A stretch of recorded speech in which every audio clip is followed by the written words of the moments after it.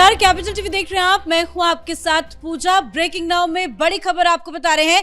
Delhi blast को लेकर PM Modi जबरदस्त एक्शन में नजर आ रहे हैं। आज सबसे पहले उन्होंने भारत लौटते ही घायलों से मुलाकात की, उसके बाद सीसीएस की मीटिंग की अध्यक्षता की। करीब 2 घंटे तक ये बैठक चली है, जिसमें राजनाथ सिंह, अमित शाह से लेकर एस जयशंकर तक तमाम बड़े नेता जो है वो मौजूद थे। और बताया ये जा रहा है कि पीएम मोदी ने अलग से अमित शाह के साथ एक मीटिंग ली है। इस मीटिंग में आगे की रणनीति पर चर्चा की गई, रिपोर्ट्स मांगे गए और रिपोर्ट पर मंथन भी चल रहा है। बताया जा रहा है कि मीटिंग में 2 मिनट तक का मौन भी रखा गया, श्रद्धांजलि दी गई जो भी इसमें मारे गए हैं। तो मीटिंग में क्या कुछ हुआ, किस तरह से सरकार एक्टिव है, आपको बताएंगे। मेरे साथ जुड़े हुए हैं कैपिटल टीवी के editor in chief doctor Manish Kumar. Sir, her bar CCS की मीटिंग होती थी तो तस्वीरें बाहर निकल के आती थी, अभी एक भी तस्वीर सामने नहीं आई है। क्या उम्मीद जताई जाए, मीटिंग के अंदर क्या कुछ हुआ होगा? देखिए, 2-3 चीजें हैं जिसको समझने की आवश्यकता है कि जब कभी भी इस तरह की सीसीएस की बैठक होती है, ये मामला जब बहुत ही गंभीर होता है, ये ऑलरेडी मसला ये ट्रांसनेशनल हो चुका है। ये अब एजेंसियों को ये बात का पता चल चुका है कि जो विस्फोटक साथ में आईईडीज जो लाए गए, ये नेपाल के रास्ते हिंदुस्तान लाया गया है। नेपाल के अंदर हमें पूरी तरह से पता है कि आईएसआई का नेटवर्क बहुत ही ज़्यादा एक्टिव है। तो इसका मतलब ये है कि ये 2 तरह से इसे डिस्कस किया गया होगा। पहली चीज़ ये कि पाकिस्तान का रोल, जैसे मोहम्मद का रोल, और ये आकलन करना, ये जो गृह मंत्री के साथ अलग से बैठक हुई, ये आकलन करना कि ये जो जैसे मोहम्मद ने अलग अलग राज्यों में जो अपना एक मॉड्यूल तैयार कर रखा है, ये कितना बड़ा है, किन किन राज्यों में फैला है, उसका किस तरीके से निवारण किया जाए, उसके ऊपर किस तरह की एक्शन की ज़रूरत है, ये पता करना। तो प्राइमरी चीज़ जो है, आज जो सीसीएस के अंदर जो बैठक में जो चर्चा हुई, वो इस बात को लेकर के की गई कि कौन लोग इसमें इन्वॉल्व है। आपको रोकना चाहेंगे, बड़ी खबर बता रहे हैं जिसका बार बार जिक्र किया जा रहा था। अब ये ऑफिशियली अनाउंसमेंट हो चुका है कि जो ब्लास्ट हुआ वो एक आतंकी हमला था। देखिए, ये पहले दिन से हम लोग कह रहे हैं कि ये आतंकी हमला है। सरकार ने अब पहली बार इसे एक आतंकी हमला बताया है। जब ये आतंकी हमला है, it's a declaration of war on India by Pakistan. ये बात तो सरकार पहले से ही कह रही है, केंद्र ने मान लिया है, इसका अनाउंसमेंट भी हो चुका है। अब इसका अनाउंसमेंट करने का मतलब ये हुआ कि अब जब आपने इसे आतंकवाद की घोषणा बता दी, तो इसका मतलब ये है कि यह आतंकवाद देश के अंदर किस तरीके से फैला हुआ है और इसमें पाकिस्तान का क्या रोल हो सकता है, क्या हाथ है, उसके ऊपर कार्रवाई, मतलब 2 तरीके से कार्रवाई होगी। एक कार्रवाई जो बॉर्डर के उस पार और एक कार्रवाई बॉर्डर के अंदर। जिस तरीके से नक्सलियों का खात्मा अमित शाह ने किया इस देश के अंदर, इंटरनल सिक्योरिटी को बाकायदा मजबूत किया, उसी तरीके से अब पूरे देश भर में ये जो आतंकी संगठन के चट्टे बट्टे अलग अलग इलाके में, अलग अलग भेष में ये जो छिपे हुए हैं, इनके ऊपर कार्रवाई होगी। और इसका मतलब ये है कि सीसीएस के अंदर बहुत सीरियसली इस लाल किले के धमाके को लिया गया है। इसका मतलब ये है कि आगे आने वाले दिनों में कोई बड़ी कार्रवाई, खास करके पाकिस्तान के अंदर जो ऑलरेडी दहशत मचा हुआ है, वो अब देखने को मिलेगा। अभी मीटिंग हुई है, कल किस तरीके का एक्शन होगा। एक प्रस्ताव भी आया जिसमें कहा गया है कि ये जो दिल्ली में ब्लास्ट हुआ है वो जघन्य आतंकी हमला है।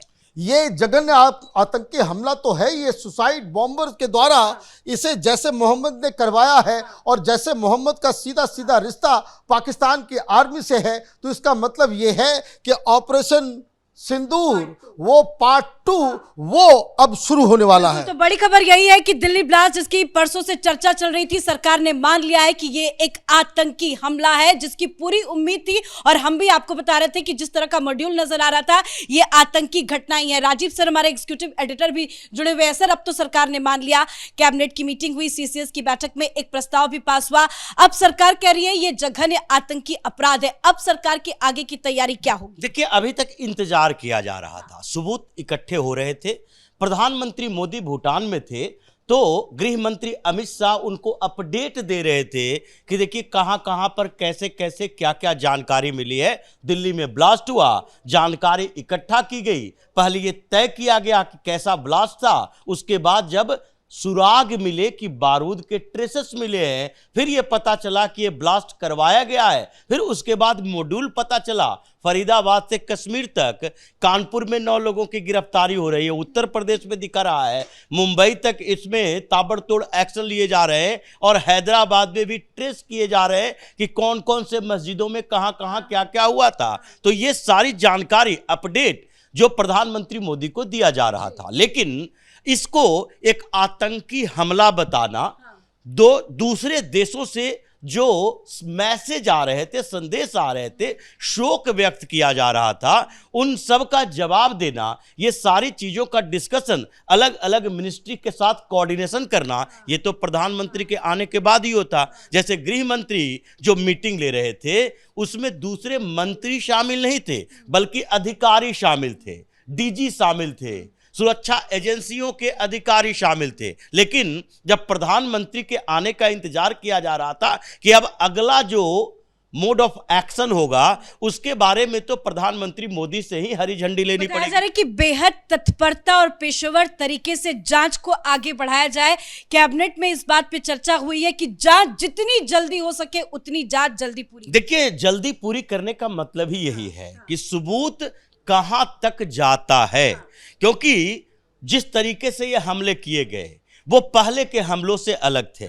जो मोडस ऑपरेंडी दिख रही है इसमें पहलगांव जैसे दिखाई नहीं पड़ रही कि 2-4 आतंकवादी आए और फिर घुसकर कुछ लोगों की हत्या कर दी फिर गायब हो गए। ये जो दिख रहा है उसमें अलग अलग जगहों पर ये एक्टिवेट किया गया था, आरडीएक्स लाए गए थे, आईडी लाए गए थे और उसके बाद इसे डिस्ट्रीब्यूट किया जाना था। मतलब कई शहरों को निशाना बनाया जा सकता था और कुछ जानकारियां भी मिली कि 6 दिसंबर का था, कभी बाबरी मस्जिद विध्वंस की तारीख तय की गई थी, यानी कि पूरे देश को दहलाने की कोशिश की थी। तो इसके लिए तो स्लीपर सेल की भी तलाश की जाएगी।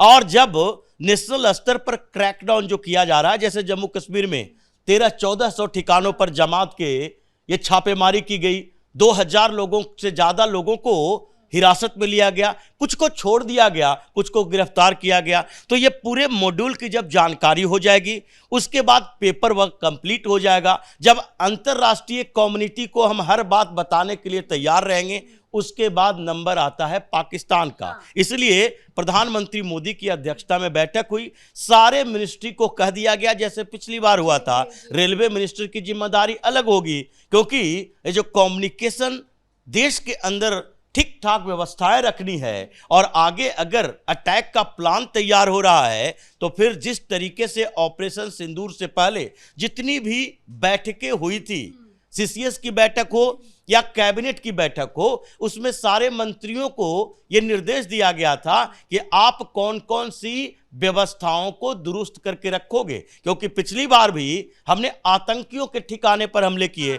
लेकिन उसके बाद क्या हुआ, पाकिस्तान ने युद्ध छेड़ा, मतलब युद्ध की घंटी बज गई है, सायरन बज गई है। अब उसके बाद प्रस्ताव में सर कार्रवाई की भी बात की गई है। प्रस्ताव में तो लिखा ही है और बताया जा रहा है कि जो मीटिंग हुई उसमें पीएम मोदी ने कहा है कि जो भी दोषी है और जो भी दोषियों के मददगार है उस पे सख्त से सख्त और बहुत जल्द कार्रवाई हो। देखिए, ये प्रधानमंत्री मोदी बार बार इसका जिक्र कर रहे हैं, वो बार बार यही बात कह रहे हैं, दोषी जो है यानी कि जो डायरेक्ट गुनाह में शामिल है और दोषियों की मदद कर रहा है, जिस लेयर पर मदद कर रहा है, यानी जो कॉन्स्पिरेटर है उसको भी, जो उस कॉन्स्पिरेटर को मदद करने वाला है उसको भी, यानी सारे लेयर को तोड़े जाएंगे। तो लिंक तो जुड़ रहे हैं पाकिस्तान से ही और उसके बाद तुर्की से जुड़ रहे हैं, इस्लामिक कंट्री जो पहले भी पाकिस्तान की मदद कर रहा था। अब पाकिस्तान ने यह काम शुरू कर दिया कि भारत के खिलाफ जो आतंकी हमले करते थे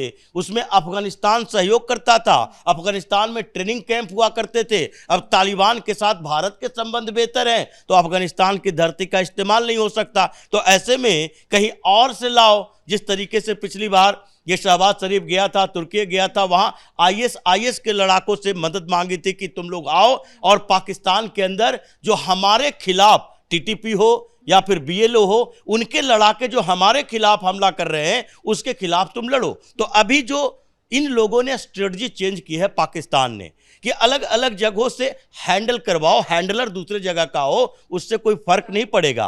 क्योंकि पीएम मोदी ने जो बात कही है कि आगे सबके खिलाफ कार्रवाई होगी जो इसके किसी भी कड़ी से जुड़ता हुआ नजर आएगा। इसका मतलब है देश के अंदर भी ये बड़ी कार्रवाई होने वाली है। मतलब ये मान लिया जाए सर कि ऑपरेशन पार्ट 2, ऑपरेशन सिंदूर 2.0 को लेकर पीएम मोदी ने हरी झंडी दे दी है और हमारी सेनाओं को खुली छूट दे दी, क्योंकि एक्शन तो अब होगा। बिल्कुल, ये तो हरी झंडी दिया हुआ है। अब आगे केवल समय तारीख तय करनी है कि कौन सा समय तारीख हमारे लिए अनुकूल है, क्योंकि युद्ध करना है तो ये अपने अनुकूल स्थितियों को तय करना पड़ता है। ऐसा नहीं कि जल्दीबाजी में कोई फैसला लिया जाए और फिर हम ही बैकफुट पर आ जाए। बहुत बहुत धन्यवाद सर जानकारी के लिए। तो 10 तारीख को दिल्ली में जो कार के अंदर ब्लास्ट हुआ, तब से ही लगातार जांच तेजी से आगे बढ़ रही थी, धरपकड़, रेड और गिरफ्तारियां भी हो रही थी, सरकार भी एक्टिव मोड में थी। लेकिन आज पीएम मोदी की अध्यक्षता में सीसीएस की एक अहम और बहुत इंपॉर्टेंट मीटिंग हुई है और सरकार ने यह स्वीकार कर लिया है कि दिल्ली में जो कार ब्लास्ट हुआ था वो एक आतंकी हमला है। यानी दिल्ली में कार ब्लास्ट को आतंकी हमला करार दिया गया है और साफ निर्देश दिया गया है कि जो भी दोषी है, जो भी मददगार है, उस पर सख्त और जल्द से जल्द कार्रवाई की जाए। इस बड़ी खबर में मेरे साथ फिलहाल इतना ही। कैमरा पर्सन अशोक के साथ मैं पूजा, कैपिटल टीवी।